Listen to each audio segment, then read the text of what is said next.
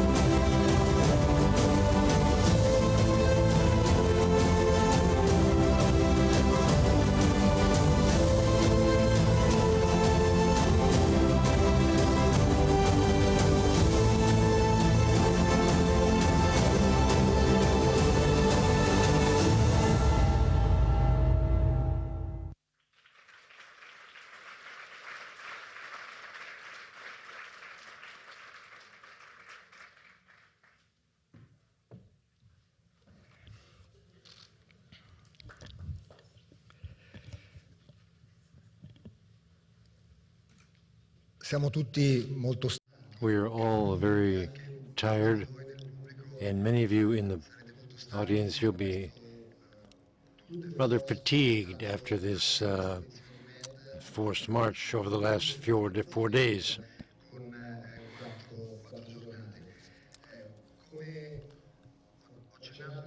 As I mentioned at the opening session, behind this forced march, there's been an awful lot of work being done by a pool team of ISPI and the Ministry of Foreign Affairs.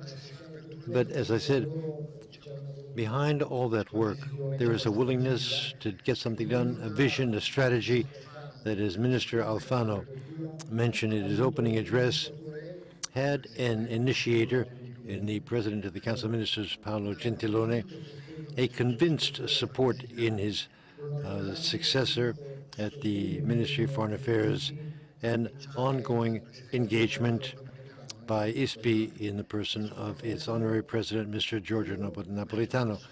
And they are Mr. Mazzolo, Minister ALFANO, and Prime Minister Gentiloni are the main speakers at this ending session. And I'll now give the floor to Ambassador Mazzolo.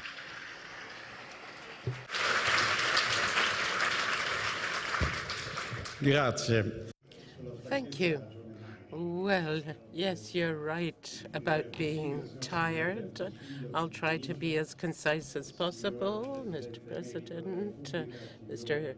President Emeritus of the Italian Republic, Mr. Prime Minister, authorities, ladies and gentlemen, dear friends. We were highly convinced about Paolo Gentiloni's idea in ISPI, and we have been very convinced of the usefulness of organizing this, and President Napolitano has always been, let's say, a constant inspiration and conscience behind us in this initiative. This year, we made the effort of coming up with a positive agenda, at least partially positive. Beyond the turmoil, of course, well, still very much in the turmoil, because the agenda of the key players and all those of you who followed the various sessions, I'm sure had the same impression, were struck by what we've heard. Not all crises have been solved. We all realize this. And even where we begin to see the light at the end of the tunnel, we're still dealing with post-conflict situations that are highly difficult to manage, and territories being taken over as ISIS is beaten here and there. A religion whose identity, as Yoffa was saying this morning, belongs also to a sort of feeling of identity with one country or another. And we also have often invoked here in favor of strong military action when and where necessary. A devised region is what we see, but what we also see is a region that is much more integrated, much more based on joint and shared interests than we had thought before this conference. This interconnection, on the one hand, multiplies problems, but on the other, it also tries to trigger and strengthen virtuous circles. I think this conference has proved that we must start again from here, from these interconnections. This is not the time and place for solutions, but it is the place for a promising dialogue. And the dialogue has been promising because more and more we heard the word hope being mentioned here. There is, I think, a growing feeling of awareness of a shared future. And civil society has shown its enthusiasm and shown that it believes in this. It's promising because the entrepreneurs, the business world, has said that they are absolutely ready and waiting for the chance to reinvest in the region. I would like to issue my hope that next year we'll be able to we'll really be able to have a totally positive agenda. Quale dimenticanza? Yes, well, I'd like to call upon the Foreign Minister, Angelino ALFANO, up here.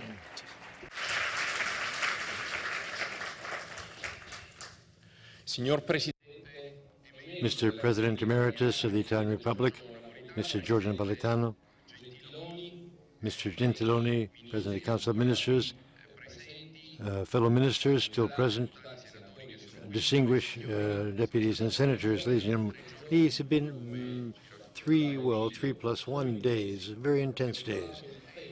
Time sped past as we were working, and we've already reached the final phase of this third edition Med Dialogue initiative, which was the outcome of a felicitous insight of President Gentiloni when he was Minister of Foreign Affairs. He is the founding father of this major event, and I also like to thank very much ISPI for the work done, the extraordinary work done, and thank all the staff of the Ministry of Foreign Affairs for the exceptional these 3 days and the high-level political academic participation. It confirmed that the Med Dialogues are the most significant, meaningful international appointment for some strategic thinking about the Mediterranean. This year, attending were representatives of 56 countries, 45 among heads of state, prime ministers, ministers of foreign affairs, and top senior management of international organizations.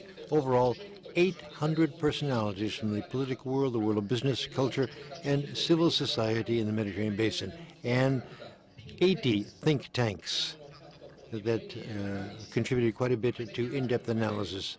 I'm very sorry that I was not able to be here for all the panels, since I had a long series of bilateral discussions.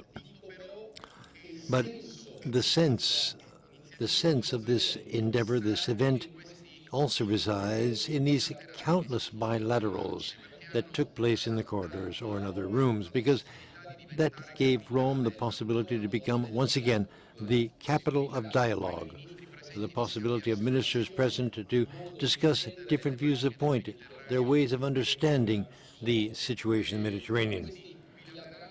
And among these bilaterals, the Libyan issue was very much in the center of attention, a fundamental issue, and I do feel that I can thank all those who are prepared to speak with all of those present on such a clear issue, which represented a very important point of interest in our discussion.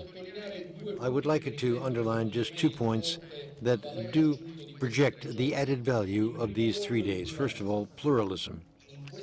At this moment of crisis in the Mediterranean basin, this moment of very divergent views or even polarized views, we wanted to give the floor to all the active agents in foreign policy in the region. We did so in the awareness that pluralism, which we as Italy, we foster in the Mediterranean, cannot do without the broadest possible plurality of views, even when they are contradictory. During these days, we've seen a number of discussions, at times intense ones. I'm pleased with the outcome, because the premise for dialogue can only be that of asking questions about oneself. And we feel that we have supported this constructive dialogue also thanks to the Italian attitude to respectfully listen to others, and a mediation capacity fostered by our history of non-involvement in the domestic affairs of other countries. Certainly, we harbor no illusions. When crises are so profound and so difficult, solutions are not always right around the corner, but negotiation, and this is the essential point, but negotiation, even when it takes a long time, in itself is a fundamental value. We prefer discussion and words to violent encounters and bullets. The second point that I would like to bring to your attention after these 3 days of intense discussion is that there is no doubt that in light of its geographical position, Italy has suffered a very strong and immediate impact as a result of the waves of political, social, and economic instability caused by the tempest in the Mediterranean. But I think I can also say, as recognized by almost all, but many speakers, I can say Italy has faced these crises in a dignified and strong way, and always in full respect for fundamental rights. We have maintained a very serious political line which rejected the illusory sirens of populists and never sought to instrumentalize the difficulties of our neighbors to spread fear among Italians in an attempt to win easy consensus. Then again, I referred a moment ago to our history, and we are in the city of Rome. Rome was born as a result of the history of Aeneas, who fled from a war, the war in Troy. He was a refugee, according to modern law. And beginning here in this land was the race of Romolo, the founder of Rome. And it's still a symbol of our time, because Aeneas traveled across the Mediterranean, not only to save his life and that of his family, but also to save his culture and his roots and preserve his identity. And after a few generations after that escape, what budded into life was a future prosperity and well-being, of which we are the heirs. This story, this history of Aeneas, teaches us that each crisis creates new opportunities. And in these Med dialogues, we have given space and room to challenges and to opportunities, promoting As the President Masso said, insofar as possible, we undertook to promote and foster and flag a positive agenda among turmoil in the Mediterranean. One of the points on which we really concentrated during the last year in the Ministry of Foreign Affairs is the Mediterranean is a sea that unites and does not divide, unites Europe to Africa. Africa is a continent in which the President of the Foreign Ministers, Paolo, visited over the last few days. And the Mediterranean is a platform of global connectivity or global linkage between Europe, Africa, and the world. Logistic connectivity, think about the doubling of the Suez Canal and the way of this, the new Chinese One Belt, One Road, the Chinese working on, and energy connectivity. Just think about the discoveries of new deposits of gas in the Eastern Mediterranean. It's also an area of cultural connectivity. Just think about the need to rediscover the thread of dialogue in a post-Daesh scenario, and defense of cultural heritage, political and religious pluralism.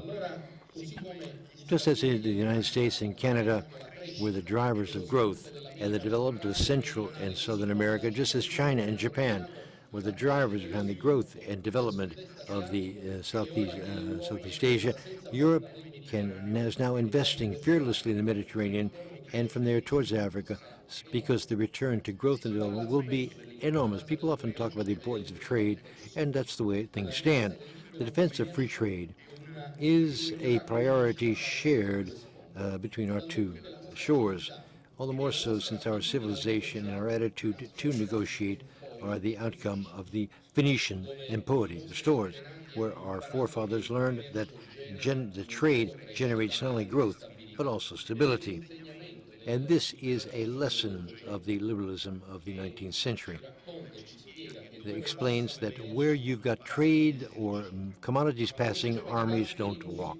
But as de Gasperi used to say, you cannot be in favor of the liberty of trade or liberty in general, freedom of economic communication, and be opposed to the freedom of the communication of thoughts, ideas, and discussion. One form of freedom, one expression of freedom is linked to all the others. It would nonetheless be reductive to take a look at our relations between the North and the South of the Mediterranean purely in terms of export. For example, think about the fact that today in the Mediterranean, expanded Mediterranean, Middle East and North Africa, there are more than 150,000 students who study Italian. 150,000 students studying it, and in force are 1,022 agreements among universities. This is a cultural and scientific patrimony that we wanted to reassert and launch anew with the signature of an understanding between Italy, Tunisia, Algeria, Egypt, Lebanon, and Libya in order to promote a major Erasmus of the Mediterranean that would bring the two shores of Europe and Africa closer together. Cultural exchange, foster reciprocal knowledge, help us to overcome indifference and to defeat prejudices. It is in this sense that culture is also the premise for developing a major flow of investments between Italy and Africa across and through the Mediterranean. For years, people have talked about a Marshall Plan for Africa and Italy as the ideal bridge in the Mediterranean between Europe and Africa.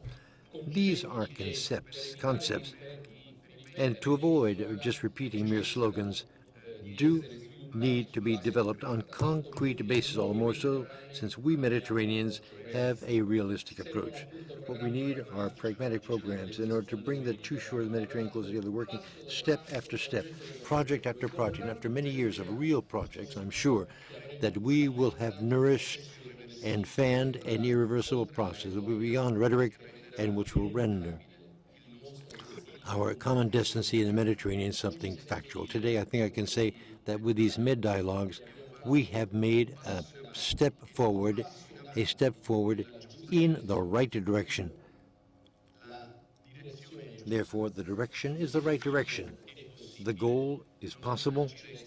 All we have to do now is keep working and walking together in that direction. Thank you very much for your courteous attention.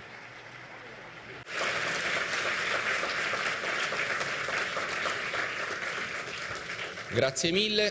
E ora...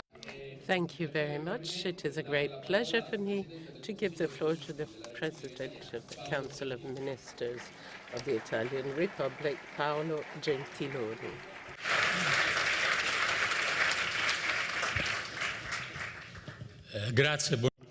Thank you. Good morning, everybody.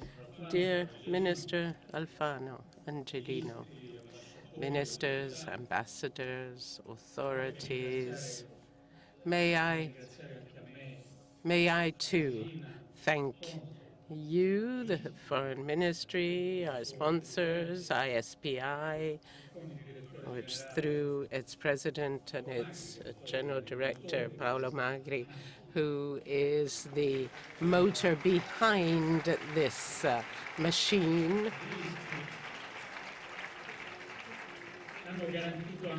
who have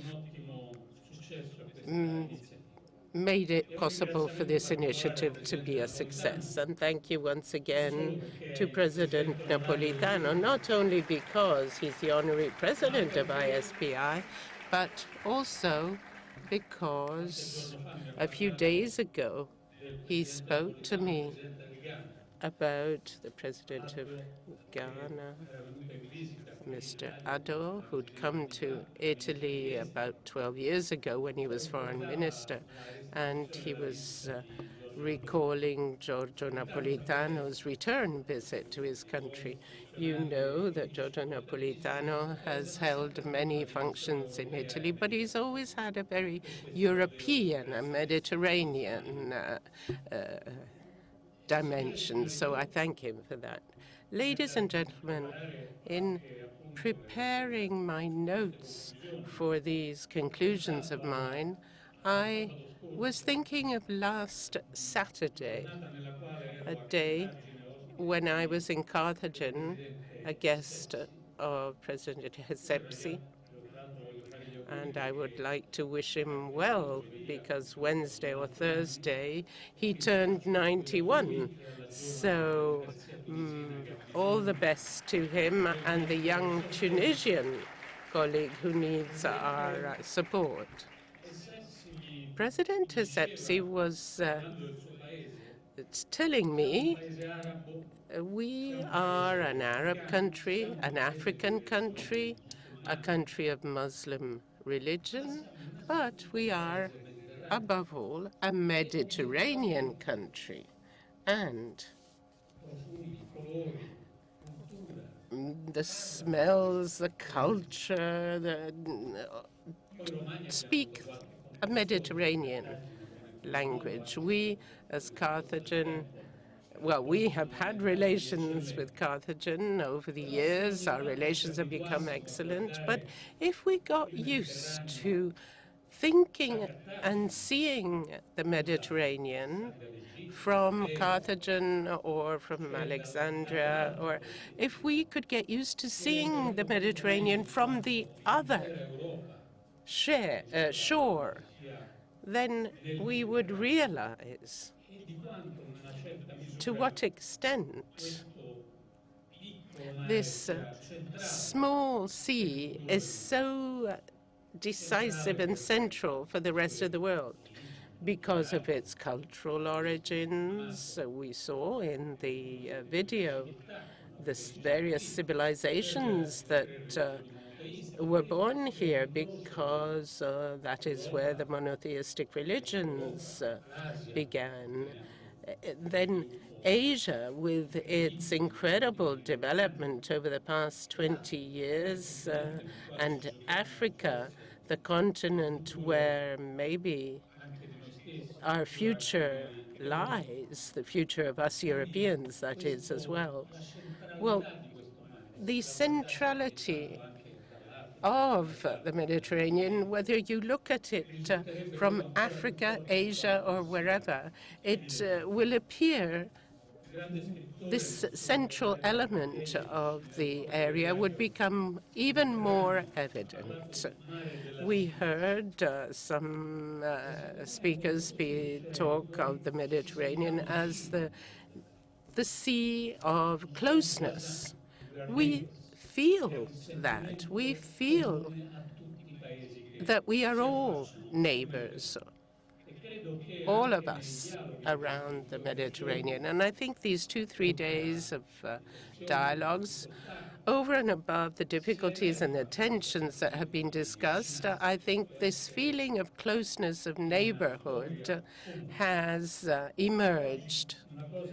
One thing is obvious today, that this small Mediterranean Sea is a concentrate of the geopolitical strains and stresses.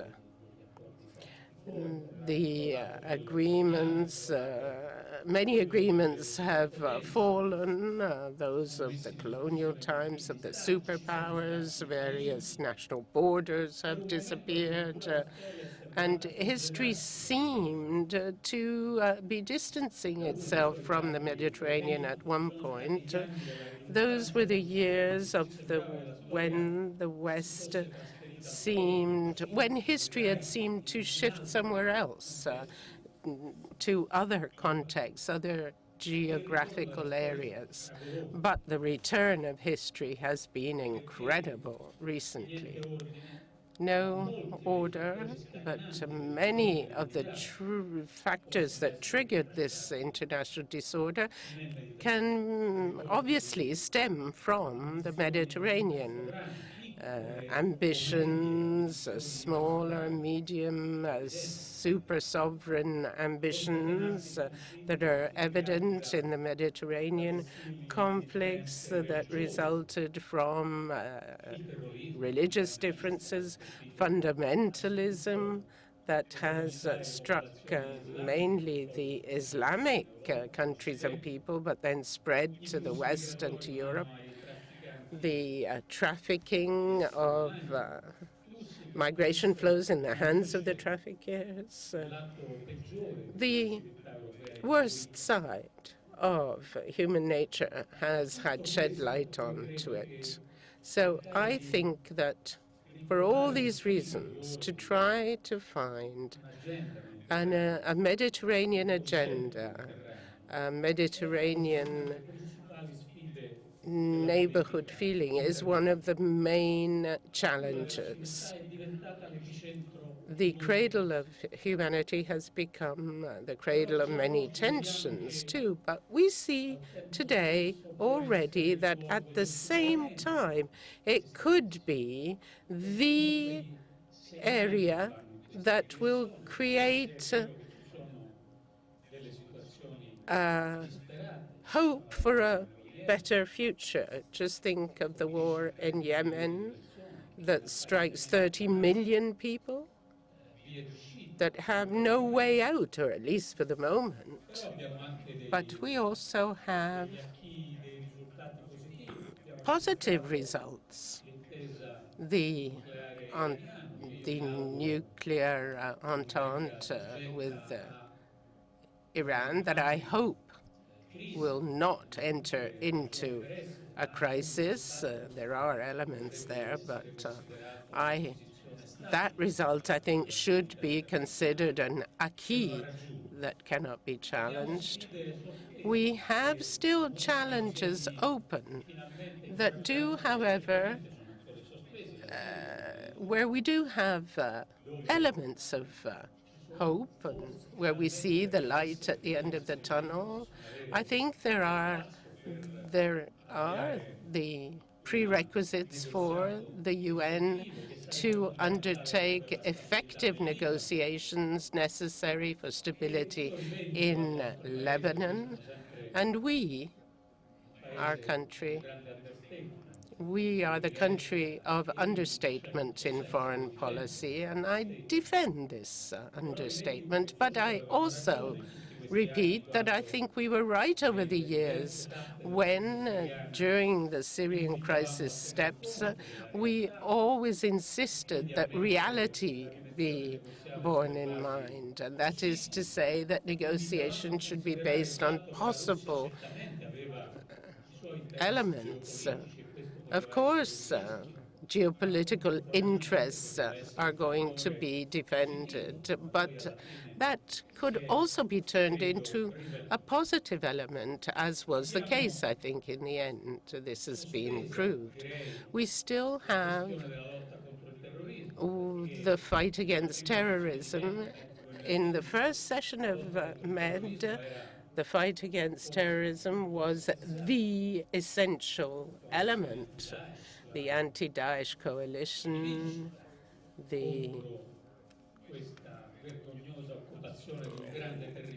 having won over a large territory from them, that battle has been won. Daesh has been vanquished militarily, but we know that diluting or the dispersion is creating afterwaves that are dangerous. For example, Daesh and Al-Qaeda in the Sinai, or Daesh and Al-Shabaab in Somalia. I mention these because this is where the two most terrible attacks have taken place in the last few weeks, and Somalia. There we have the Libyan crisis still open. There, too, we do see signs of difficulty, but also encouraging signs. And I would say that what we do have, the Skhirat agreement and the fragile Libya setup, that derives from an intuition that stemmed from here in Rome, from the diplomatic and also from the diplomatic conference, as well as the agreements achieved a few weeks later, a few days later in Morocco. The message must be clear today that 2 years have gone by, 17th of December it was, and this is an event that we should remember. It's a step forward for diplomacy, and the Libyan parties that signed the agreement, well, it's not the end of that crisis. We are no longer facing complete darkness, though, and I appreciate the work of Salamé, the special representative of the UN, and what he is doing to move forward, to have a more inclusive government, to have a stronger basis so that by 2018 elections can be organized in Libya and a national conference. That is the right path, and it is the path that I stress has been shared with Washington at the meeting President Serraj had when Serraj visited yesterday. So this multilateral commitment can manage crises and attenuate the effect it has on the people and limit geopolitical risks and increase the economic potential of the Mediterranean. The Mediterranean, Northern Africa are growing faster than the world average. We know that this area has managed to face the terrible crisis with the drop in the price of oil. We know that it is still fundamental from world trade point of view and from the point of view of tourism as well. We also know that the Mediterranean for Europe is a bridge towards Africa.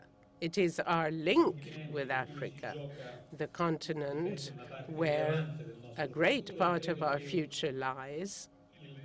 And I think that the EU summit in Abidjan this week has been positive. Well, these summits, I'm sure many of you know them, have taken part in them, may appear to be a pure formality, but I have the impression that in this case, the European Union and the European countries have shown that they are more aware more aware of the fact that we cannot build walls to defend ourselves or protect ourselves. We have to open up to Africa. It's not just a duty, it is an extraordinary opportunity for the economies of the world. This awareness was very clear. And I repeat what I said in Abidjan on behalf of the Italian government, that we will organize a great meeting of SMEs, of African SMEs in Italy. This is fundamental to develop the potential of SMEs in a continent like Africa. So, because they are the ones that are close, that understand the local conditions, the local needs, and can take on board innovation. We have a considerable know-how in this field, and we should make it available to Europe and Africa. The thing is that while we record the results, some results that we are achieving, whereas we realize that there are other areas where things seem to be still without hope. But I think we should look further forward. MED is precisely that. This is what informal meetings are for, where you don't have a list of speakers, where each one has 3 minutes to read his written speech. An informal meeting place or forum like this, where we have leaders meeting to talk, not just to present a national position. I think this type of dialogue should look further ahead. We should try to think of a European agenda for the next 15 years, fully aware of the fact that if we do not do this, it becomes even more difficult to manage crises. If we do not have in mind where we want to go, what direction we want to go in, and the fact that we want to converge from conflictual and diverging opinions, it will be even more difficult to manage the crises we're going to have to face.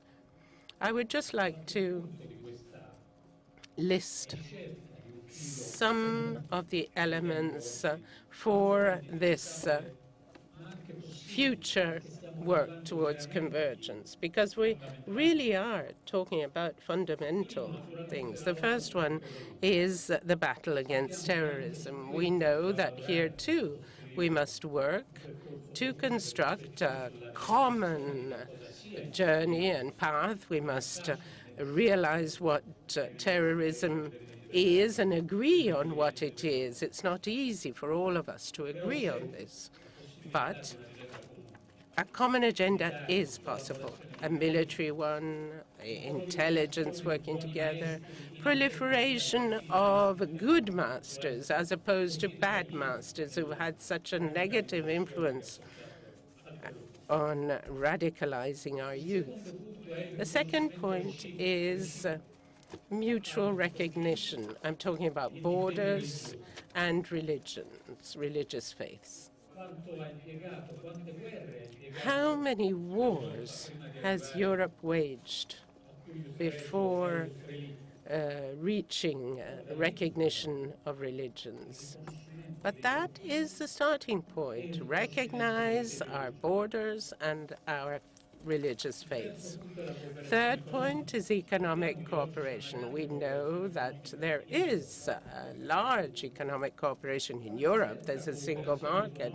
There is a certain amount of economic cooperation between Europe and the Mediterranean countries, in the Gulf countries and the African countries. There is still too little done when it comes to economic cooperation between between these countries themselves. But here, too, there are positive elements. We saw these in Abidjan. There are African areas that are thinking of free trade areas. And we saw them in Trieste a few months ago during the summit with the Western Balkan countries. They have launched the idea of a common trade area. These are ideas that it'll take time for them to develop, but we started talking about the European Union and a single market in Europe 60 years ago. So the fact that it will take time should not discourage us. And Mr. Angelino talked about the gas situation too. So we must share also the battle against human trafficking, modern slavery. In Africa, it was really, really shocking to see what we saw in the Western media too, and where we saw what happened in Libya. On the basis of this indignation and shock, we must multiply our efforts. And Italy here is a protagonist and proud of being so. Multiply efforts from the humanitarian point of view and from the point of view of fighting against the traffickers, because our country has indicated the path, and we have done this by bringing together our capacity of accepting and welcoming these people, but also our capacity to strike against these traffickers more than anybody else in the Mediterranean. And we are proud of this, and we can therefore proudly ask others to do the same.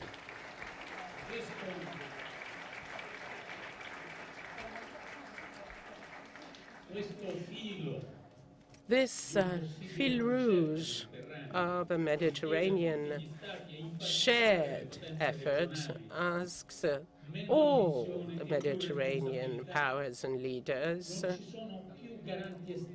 to get together. There are no more external guarantors that can do it for us. We must share our responsibilities multilaterally. So more ambition and more multilateral responsibility is what we need. And I say this to us Europeans, too.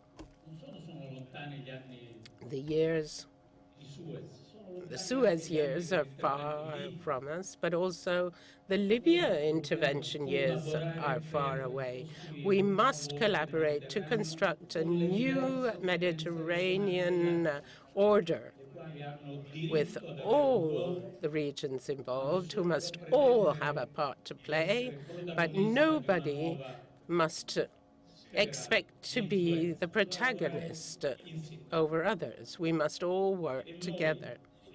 We, ladies and gentlemen, we, Italy, will do our part. We are a friendly country, an open country. We are a stable country. Don't look at the number of governments. Look at our fundamental choices. We are one of the most stable countries from the point of view of our choices, geopolitical policies, economic policies, one of the most stable countries you will find in our region. A couple of years ago, I wrote in Foreign Affairs a little article called Pivot Mediterranean. I was indicating the idea that I'm more and more convinced of, whereby the Mediterranean is our top priority for our security, and that's why we've been working towards shifting towards the south, shifting the UN's focus southwards, and also interchange and intertrade, let's say, because this is our third most important trade area after the EU and the States. From the point of view of culture and tourism, we must collaborate and do so in this area most. So, the Mediterranean as the pivot, because it is in our national interest. And the foreign policy of a country like Europe must, of course, we are pro-European, but for us, our national interest must be our number one. But we realize how stability and progress in the Mediterranean are fundamental. We will work on this and try to find agreement on this with our presidency in OSCE, and we will do this as a European country, of course. 2 weeks ago at the European Summit in Sweden, in Gothenburg, no, I was just, my smile is due to the football results. And there was a discussion dedicated to culture there, and I stressed this idea of a Mediterranean Erasmus. And I'm pleased to see that our foreign minister and some of his colleagues have made a very important step forward towards this. The Erasmus of the Mediterranean can be a great incentive for this, to find the fil rouge and the elements that will be the basis for this result. And what, of course, we hear everybody say, that all roads lead to Rome. That's a very, very old saying. At the end of the day, the message of MED is this. And this is our wish, too, our hope, that all roads of dialogue will lead to Rome again next year. So thank you all, and see you in 2018.